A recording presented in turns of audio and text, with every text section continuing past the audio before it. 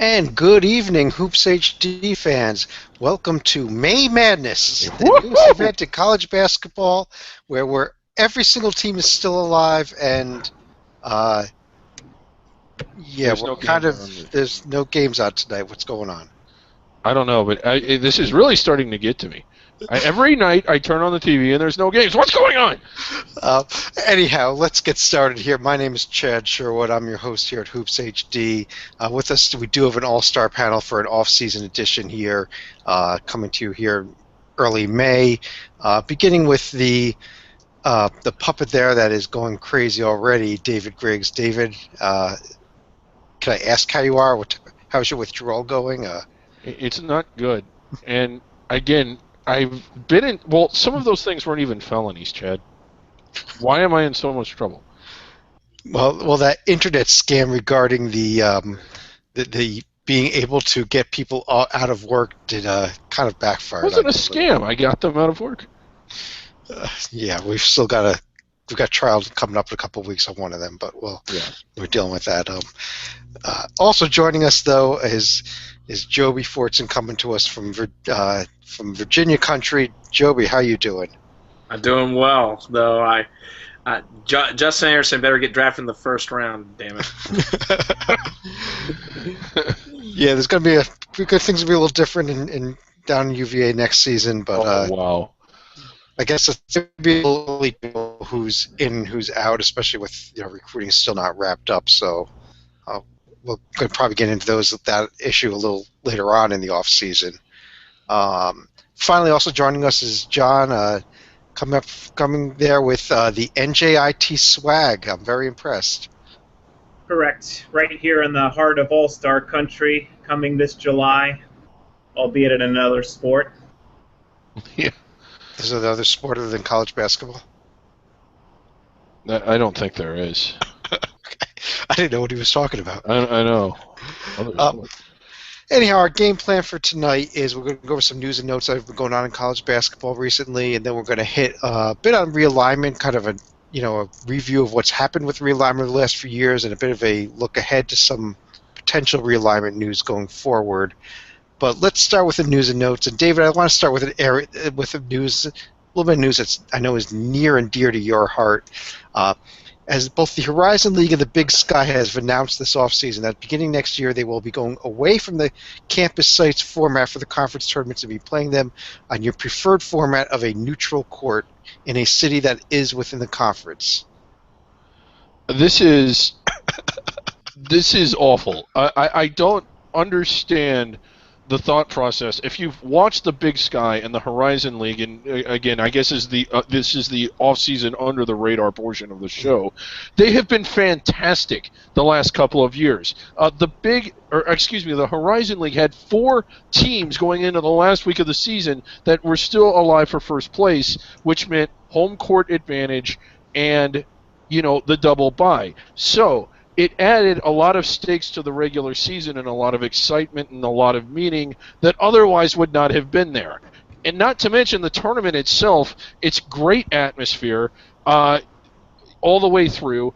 A conference that you didn't mention was the Atlantic Sun. People talked about, oh my God, what a great game at North Florida, the Northeast Conference, like St. Francis Brooklyn, and how they hosted it. The Big Sky and the Horizon League were 2 leagues that provided not just exciting tournaments, but excited seasons leading into the tournament. And it's all gone now. I just don't get the thought process. You talk to people from those leagues that make this decision, and they say they didn't like that it was so spread out. This is condensed and there's less travel. Well, if you're at campus sites, one of the teams isn't traveling at all. I don't understand that.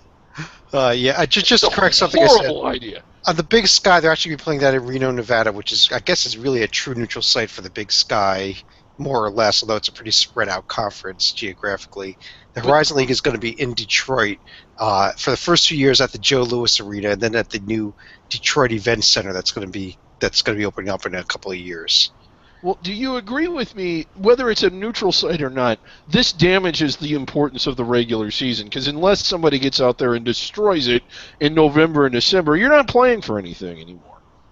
I would disagree that it would damage the regular season, because look at the MAC as one example. They still have the ladder format where they have the double or the triple bye, so there's still some incentive to get, let's say, a top 1 or a top 2 seed, but you still have a nice neutral site up in Cleveland, which is easily accessible to all of their fans. Right. Well, the MAC uses the ladder. If I'm not mistaken, these conferences are not using a ladder. I know the Big Sky will not be using a ladder. They're going to go to the standard format with all 12 teams invited for the first time in Big Sky history. The Horizon League has not announced what their new format's going to be. They specifically in their press release said the only thing that's going to stay the same is the night for the championship game, but they haven't decided yet if they're going to use a ladder format or not. So assuming Detroit is not in the championship game, we're going to have a school night championship game in a city I'm done. Where's my bourbon? Anyway, you swallowed the bottle. It's all about helping the economy of Detroit. It's all about it. It's going to be a big boon for that city. Yeah.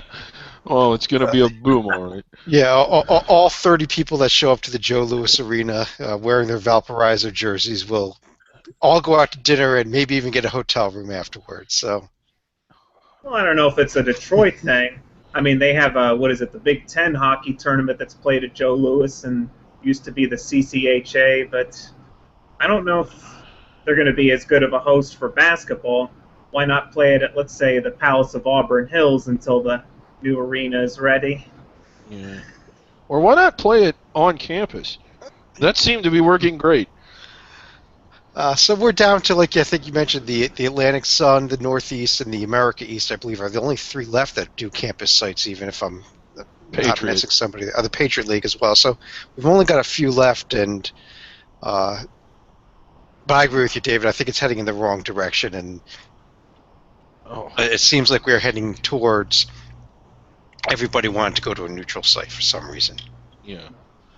I mean, I really have never run the numbers. Is it more money? I mean, usually these are completely bottom line driven. Is it more money? And if it's not, I don't understand. I'm very much on where you guys are. I, as a fan, wanted campus sites anyway, but I could at least understand it if some of these smaller conferences where basketball is because there is no, it's FCS football, for instance, the Big Sky, the big money makers, this basketball tournament. I can't imagine that the money would be bigger for 2 reasons. First of all, attendance is undoubtedly going to be less, unless a team from that city gets in. Like unless Detroit plays their way to the final, I can't imagine the attendance being higher. And even if they do, the only sessions that fill up are the ones Detroit is playing in. Conference USA. Yeah. And the other money issue is that when you don't help out your most deserving team, you make it harder for them to get to the NCAA tournament, and the most deserving team is generally the team with the best chance to advance in the NCAA tournament. So if it is about money, it would make sense. I would hate it, but at least you could understand the thought process if it were about money. Half the teams don't have to travel when it's on campus sites. In this case, all of them do. That's more money. I just don't. Attendance is worse. I don't understand how this would result in more money in any way. The only way I could see that happening, David, honestly, is if they think as part of it being a neutral site, they can now get some type of TV deal to put more of their games onto TV versus just some type of internet stream, and that could result in some more money. Especially the Big Sky, the only thing they've ever had televised has been the championship game in recent years. Everything else you get some rather lousy stream through the conference website. So that could be part of the. That's the only place I could see money actually benefiting the conference. Big Sky does have 1 game a week on the Altitude Network, I think. Okay. But that's their only. To your point, that's their only TV deal. Right. Let's move on to a bit of coaching news that just came down today. After Billy Donovan decided finally to pack his bags for the NBA and not turn around and come back to college this time, Mike White from Louisiana Tech was just hired tonight as the Florida's new head coach. a guy that has never put a team in the NCAA tournament before. I know people like him, and I like him as a head coach, but just 2 years ago, Florida was a number one seed, a Final Four team, and has been in the last decade and a half, a perennial national championship contender. Is this the right move for them? Somebody else want to go, but well, I like Mike White. I will say this: I do think that he is connected to a lot of the recruiting scene, to people that Florida wants to be connected to. He did a really good job at Louisiana Tech. As far as his whole body of work goes, they were awful when he got there. His first year there, they were 500, and they went to the WAC championship game, which was at the time. The last 2 years, I think they were on the bubble 2 years ago. This year, despite being good, I was kind of disappointed in their season overall. I was really expecting them to be a tournament caliber team, and they weren't. But he still made that program a lot better. He can get players. I am surprised that Florida went with him when other coaches, Archie Miller, comes to mind. I'm blanking here. Chris Mack from Xavier. I think someone like Ben Jacobson probably wasn't an option simply because he has made it known that he wants to stay at Northern Iowa. He's turned down other jobs before. And a Greg Marshall, again, turned down Alabama, probably may not have gone to Florida either, especially with the big raise he just got. But that was along the lines of who I thought Florida was going to be going after. Mike White is good. I don't think he's in the same class as those four. And another guy that wasn't even mentioned, you're going to laugh when I say this, Chris Holtmann, I think, would have been a very good candidate for that job, and nobody even considered him. Oh, I thought you were going to say Richard Pitino when you said... No, for crying out loud. Well, yeah, Richard Pitino was one of the initial candidates, which made even less sense to me than Mike White would have. Yeah. I mean, a guy that has been coaching for 3 years now, moved from Florida International to Minnesota without making the tournament, didn't make the tournament at Minnesota, and now he was in the mix for the Florida job. I don't get it. I don't think the guy has proven one bit that he can coach yet, but. I'll give Pitino a break for the mess he had to clean up at FIU, but that's another story for another day. Oh boy! But he was there for 1 year. He didn't have the time to clean up a mess. He did nothing. Wow. Well, I think the bottom line of what happened here, and I think let's use Marshall as the example, was that Donovan put Florida in a tough position by being so late in the process. Marshall had already taken his money in an extension from Wichita State. Would have been really easy had Donovan at least let it be known right after the season, hey, I'm looking. And to my good friend Jeremy Foley, then they could have worked it out probably, I think, with a Marshall. Alabama, Florida, there's no contest between those two on who the stronger program is. Well, but Joby, I think Donovan did kind of make it known towards the end of the season that he was thinking NBA, and the Oklahoma City job that he took didn't open up until literally the last day of the NBA season because the Thunder were right in there for a NBA playoff spot until I think the very last week. So I think it was more of just the timing of the end of the NBA season being so far after the end of the college basketball season. I definitely understand that to a degree because maybe that Oklahoma City job isn't open, but I cannot believe that, with all the agents of agents for coaches, that a deal could not have been orchestrated and struck with a bigger name. And the bigger names were gone. I mean, someone like Marshall was gone by then. That's who, in all honesty, makes the most sense because Florida is an elite program. They have good AAU program down there. They have talent, and fantastic. Now they have national titles in the last decade. I mean, it's a great program to go to. I still think even at this stage they could have gotten a bigger name than White, which is where I agree with you 100%. I do agree. Okay, let me ask you this: did Florida settle for Mike White? Now I realize that to us it looks like they settled for him. Maybe they didn't. I'm almost under the impression they wanted Mike White all along, which is odd to me. The only explanation I have is what Joby said, how deeply rooted he is in the AAU circuit down there. but when you're talking AAU circuit, that comes down to recruiting. And when you Yes. talk about recruiting, I'm sorry, if you are the program that Florida believes it's been in the last decade, all you need to do is call up and say, "Hey, I'm calling. We're interested to have you play basketball at Florida," and the kids should be lining up. Yeah, It should, Chad, just to be clear, I Well, agree with you. I just wonder if Florida was thinking like that. oh, Well, that's my and question. the thing is, they see Leonard Hamilton for all of his, you know, disappointment. Leonard Hamilton That's gets good being recruiting. nice. Yes, for all of those. Leonard Hamilton they gets good below recruiting it. class after good recruiting class at Florida State. He Yeah. takes a lot of those kids year after year after year, and Florida, without Billy Donovan, goes, well, are we going to now completely lose those kids to Florida State? And they're seeing someone in their backyard being successful, getting exactly the type of kids that I think Florida should be having almost a monopoly on. There's really no reason for Florida State to be having such a big portion, but they do. Yeah, in Florida State, you nailed it. They crushed recruiting, and Florida is really rich in recruiting. I mean, it's fantastic high school basketball, and yet Florida State gets so many of those players, yet they don't really rise up. Florida, there was a lot of talk about, oh, it was all Billy. Florida could be, and will continue to be, one of the elite programs in the nation. I think, just because of that. I'm a little surprised at the pick. I think they could have gotten someone else. My suspicion is Mike White is who they wanted. And the timing had nothing to do with why they picked him. Well, let's It's move on. Jeremy Foley then. Yeah. I mean, Yeah.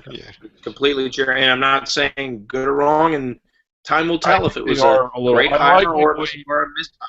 He would not have been my pick. John, he would not have been my pick, but I like him. And I'm not Jeremy Fogler. Anyway, sorry, Chad. Yeah, I was just going to say let's keep things moving here. There's one other news and note topic we wanted to get to before we discuss realignment, and that is we expect in the next few weeks here to become official that next season we will be looking at a 30-second shot clock instead of the 35-second. Those of us that did watch the NIT and the CBI and the CIT got a chance to see it in action a little bit at the end of the season last year. And I'll tell you, about 2 or 3 years ago, if you'd asked me about this, I would have been absolutely against it. I'm now 100% in favor of the shorter shot clock. And let me throw it over to you, John, first. What's your thoughts on the 5 seconds less? Well, I don't have any initial thoughts on it other than there have been some experimental games in some of the preseason tournaments that also had the short clock, the 30-second versus the 35-second clock, but maybe as a casual fan I hadn't noticed too much of a difference initially. I think the possession per game difference is only 2 or 3. It's not nearly what I thought it would be. My only issue is that the shot clock is not the issue. The way the game is officiated is the issue. In the pre-shot clock era, there were more possessions per game and there were more scoring because you couldn't get away with the rugby scrum style of defense, which is now basically commonplace. That's the problem. They need to change how the game is officiated, just like the NBA did. And I think that, again, when you watch games from 20 years ago, 25 years ago, those players knew how to play defense. It wasn't about mauling someone. It was about positioning and timing the jumps and the blocks and all that. The game is so physical now that I think the skill is gone, and that's why we've seen such poor offense. I don't think the shot clock is really the problem. I have no problems with it at 30, but that isn't what needs to change in order for the game to improve. I cannot say it better myself. That's exactly right. So what? We limit 5 seconds off the shot clock. Yeah, people say, "Oh, this will hurt." Some of the slowdown teams. No, it won't. It'll actually help them. You're going to give them. You're going to give them only 30 seconds less to play that stifling defense. There are going to be worse possessions, believe it or not. Yeah. And there'll be more of them slightly. It's. I think field goal percentage is actually going to go down because of this. Because You might have had a good shot with 2 seconds in the present system that you wouldn't. That in the new one, you'll get a shot clock violation or a jack up. The one positive, I will say this: the one positive I see off this is maybe now teams won't literally just waltz it up the court like one of the problems is I feel like you see point guards walk it up and cross the cross midcourt with like 7-8 seconds already gone, even when there's no press. Yeah. Maybe now because they have to actually get into the offense. But one thing I do not want to see in college basketball, and this is where the Billises of the world are way off in my mind. Oh, the NBA is such a wonderful game. In my opinion, no, it's not.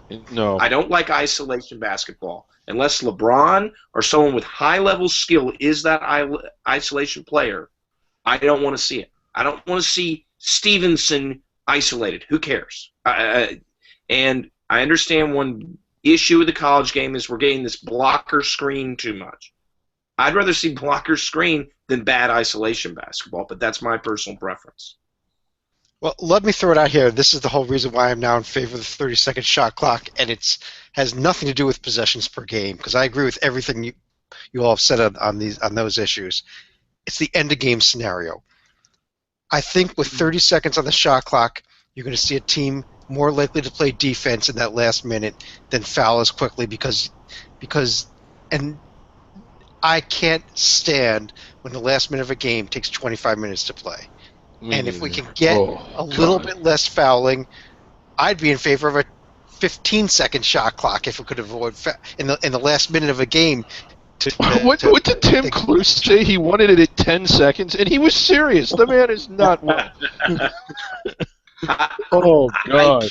I can't argue too much with that point, Chad. But I think there's other ways to address it, and that will be a positive. That's true. I think there will be a tick up on that, but I think there are other ways to address it. One, get rid of one of the timeouts, first of all. Get rid of about 3 of the timeouts. Get rid of all of them. Like, we have the media timeouts.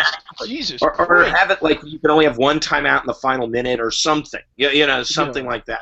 And then on top of that, call intentional fouls. Yes! If you're fouling away from the ball. I get it if you're going for a steal and you bump the guy and you're over-aggressive with the steal shot. Okay, that's still 1-on-1/2 shots, whatever the situation is. But if you are grabbing a bad free throw player away from the ball or, just grabbing a guy, call the intentional foul. Yeah, if you're fouling on purpose, then you're intending to foul.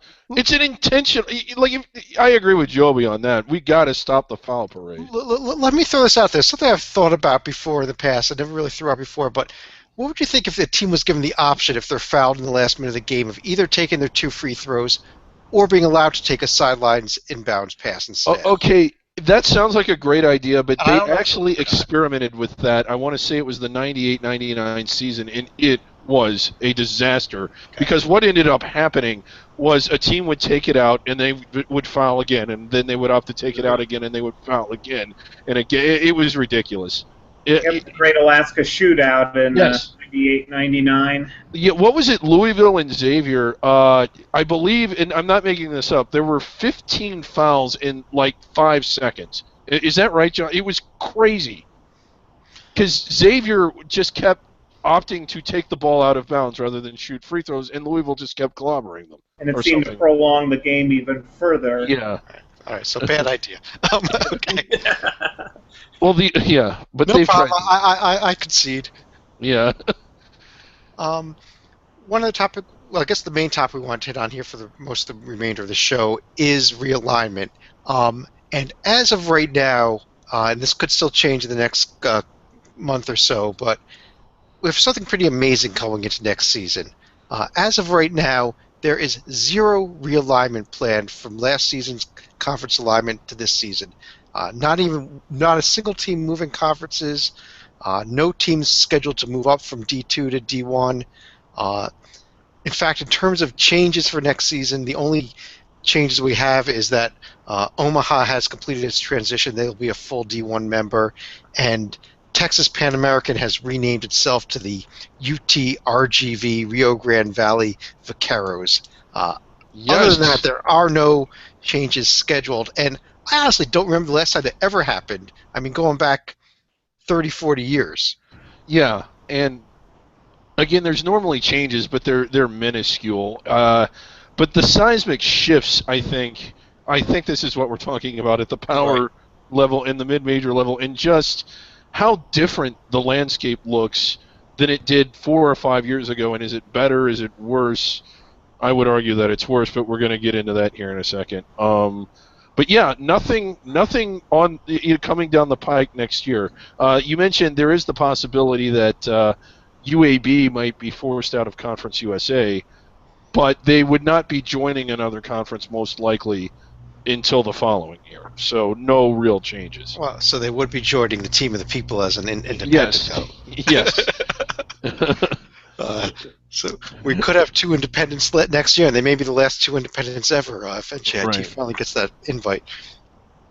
But yeah, that's what we want to get to here. Really, is this realignment issue, and go through is, now that we really have kind of hit the end of it. I mean, I'm sure we'll have another shift at some point in the future. It always seems to happen, but we've hit the end of this latest round of realignment. And is the game better or worse for it? And Joby, let me start with you, especially being an ACC guy. That an ACC is one of the conferences that hit some major changes because of this. Yeah. Now a 15-team basketball And you'll league. see the next shift. You'll see the next shifts when the television contracts are up for football. Let's be honest. That's what'll drive the changes, just as it did last time. The ACC's too big. Obviously, it's become the Big East, what the Big East was, but it's not been awful. There's, and maybe it's because the ACC did so well in the tournament, but Louisville, Virginia playing twice, that wasn't outrageous. Maybe Notre Dame's a little weird being in to a degree, but even they were, and maybe it's because Bray has the Krzyzewski tie. It didn't seem like just beyond crazy. If anything, the Florida schools may seem a little out of touch in basketball, but in football they seem integrated. The SEC expansion, well, A&M, that's fine. That Missouri, and to a lesser extent, Utah and Colorado seem at home in the Pac-12. The fact that the Catholic schools are all together in the Big East, I'm not saying it is as bad as what we thought. There are some teams who were left stranded. Connecticut is obviously one, as Lee Del Vecchio will say often. That whole American Conference is a mess, but geographically, etc. But for the most part, I think the fears, while it certainly didn't make basketball, step up and tons better, the fears are a little bit didn't come to fruition. John, Joby mentioned the changes in the Big East. I know you being a Big East guy over there, out west in Big East country. What are your thoughts on the new Big East? Because that is pretty much one of the new well, I guess it's not really a new conference. The American would be the new conference, but it's one of the results of this was this completely different Big East that, in a way, touches in the old Big East, but really doesn't, because it's involves schools like Xavier and Marquette as well. Well, it's also, in some ways, a chance to turn back the clock with true round-robin play and conference play, because everyone still gets to play the full 18-game conference schedule. You still have everybody in the conference tournament at Madison Square Garden. But true rivalries, they're going to take some time to ferment. I mean, Xavier and Butler, people know about, but it's going to take a few years before we really start to see the new Big East take shape. Yeah, and I guess maybe let me address the Big Ten. That's another conference that, we saw Maryland and Rutgers join. Before them, Nebraska. You look what Maryland did this year. They had a very good year in basketball-wise in the Big Ten. They were one of the top teams in the conference most of the season. And, yeah, Rutgers clearly, even though I'm the Rutgers guy here, I'll admit with that it was completely a TV motivated. Let's get the Big Ten network into the New York City market deal.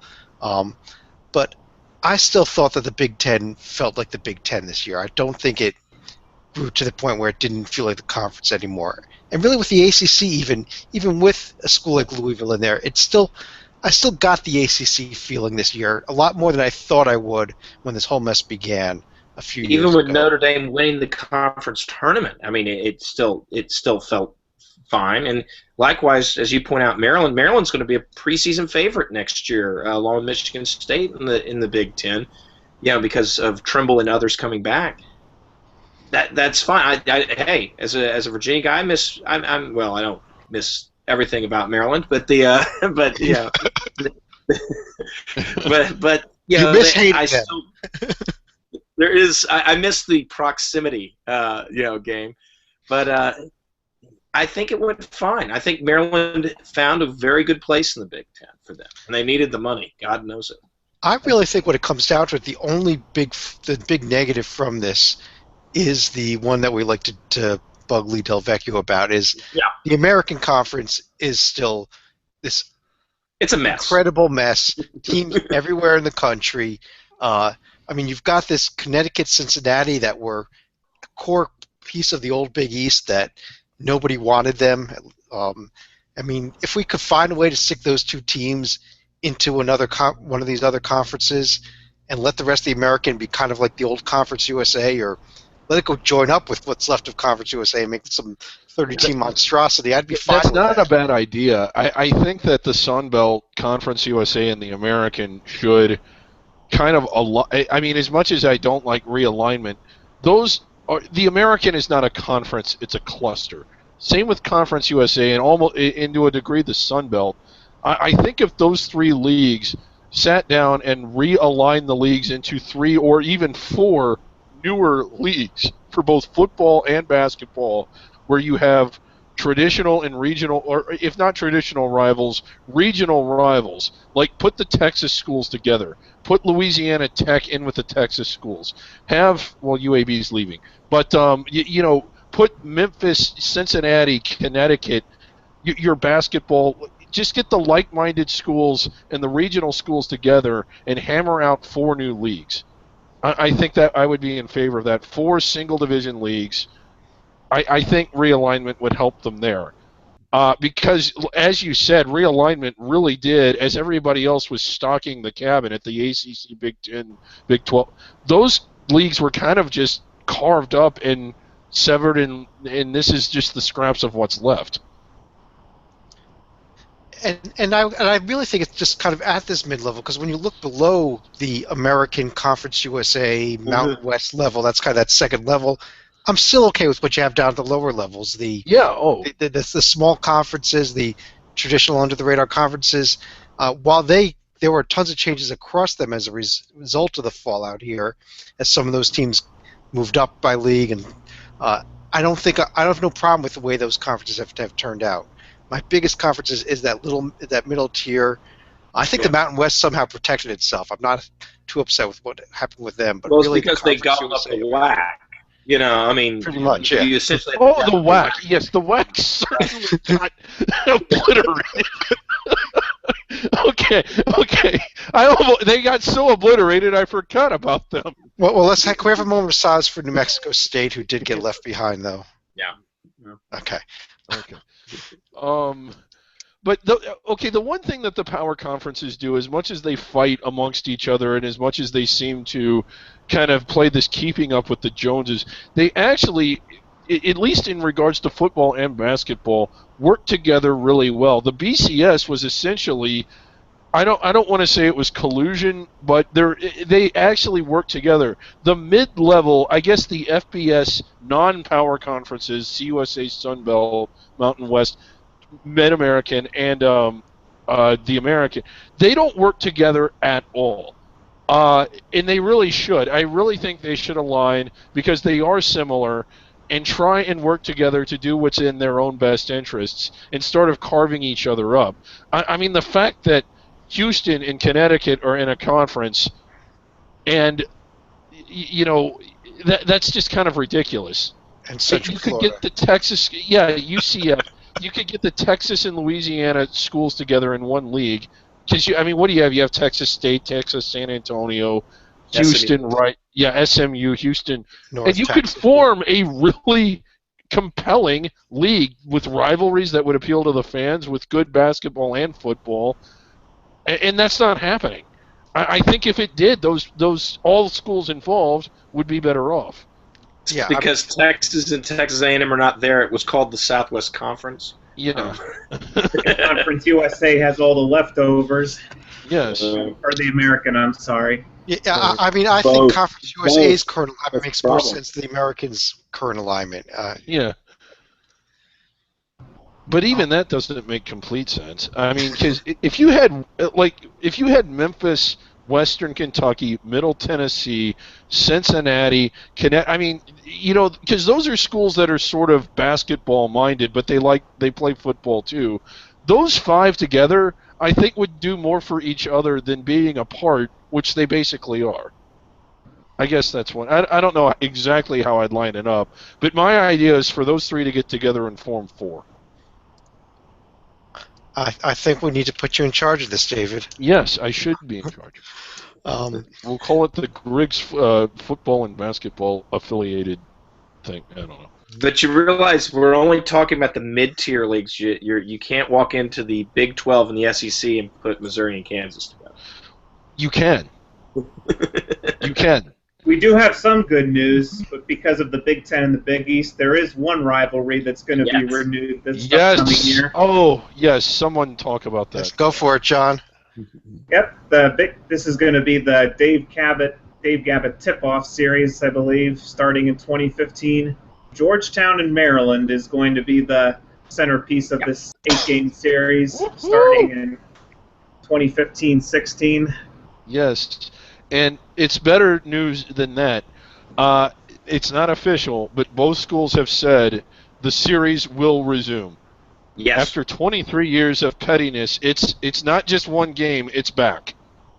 Well, it's because they got the game back. There was always a disagreement on who owed who what game and all that. Well, because they can accept it as, well, it's the Dave Gavitt, it's the Big Ten, Big East challenge, so that didn't really count. But now the slate's clean on one side, and the other side didn't have to give in. Now, go for it. And the fact that a lot of the people that created the resentment aren't in charge anymore. Your John Thompsons and to a lesser Gary Williams. Yeah, so that's a big rivalry that is coming back, and as we mentioned, there's one rivalry that is not coming back next season or any season in the near future. It's coming back. It's coming back. It's coming back. It's not coming back. It might be 20 years before that one comes back. Getting back to what you said about realignment, I, believe it or not, agree with a lot of it. One of the things I don't like is that we went from single division, double round robin conferences in basketball, and even in football, you played a round robin in football, like you played everybody in your conference every year, and it seemed we got really bloated up into what you would call in soccer a confederation. These aren't even conferences anymore, and I think it took away a lot of the tradition. And Kansas and Missouri is by far the most egregious. I mean, it was the highlight of the sports calendar every year, second to maybe the Super Bowl, but it was huge. That's gone. Like, where's West Virginia Pitt? Where's Texas A&M? Where's Georgetown and Syracuse? I know it's coming back, but it's not the same. It's not the same when it's not a conference game. And even if Kansas and Missouri did play again, it's not the same.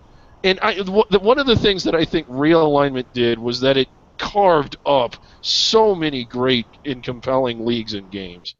Most notably, probably the old Big East, which is sort of still together in the ACC with Louisville, Notre Dame.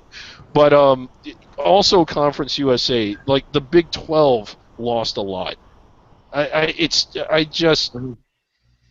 think that although you're right, it did still feel like the ACC. It didn't feel like the ACC used to feel.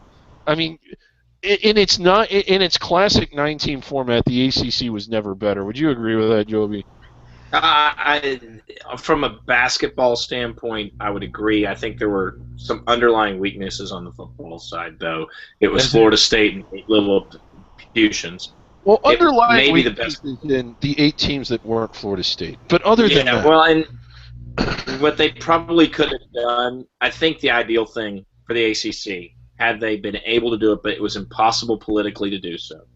And financially. Financially, you had to have 12. You had to have that championship game. Barring that championship game money aside and the Virginia politics, the state of Virginia politics with Virginia Tech, the ideal thing would have been to add Miami. That's it. Mm-hmm. And keep it, and then go with 10. Have Florida State have a partner, and then you have a pretty strong football conference, as we all know from the early 2000s. I think the Miami move was when they added Vodtech and Boston College. That was that was our first ever round of major realignment. Yeah, I guess it kind of, and I'm too young to remember this, but the Southwest was the first big conference with. I mean, I guess I'm too young. I was too young at the time, but I mean, Lee Delvecchio's talked about this. How bitter the Southwest Conference was, and it wasn't just football. I mean, basketball was rough. It was. I mean, when Arkansas went to Texas, I mean, it was just craziness, and it was every game.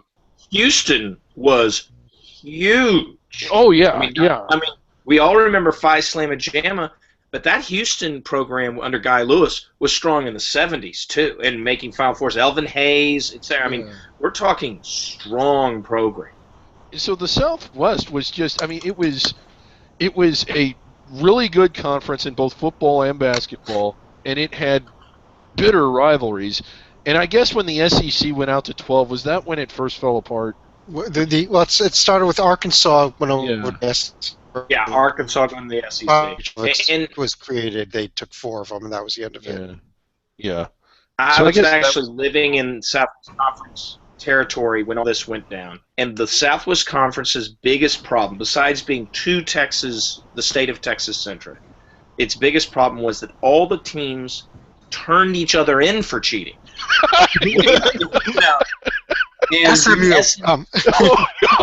SMU for the longest time would look the other way when they're cheating as bad as we are. And so the SEC for the most part and that's where there's some of this Tennessee-Alabama tension just popped up under Fulmer.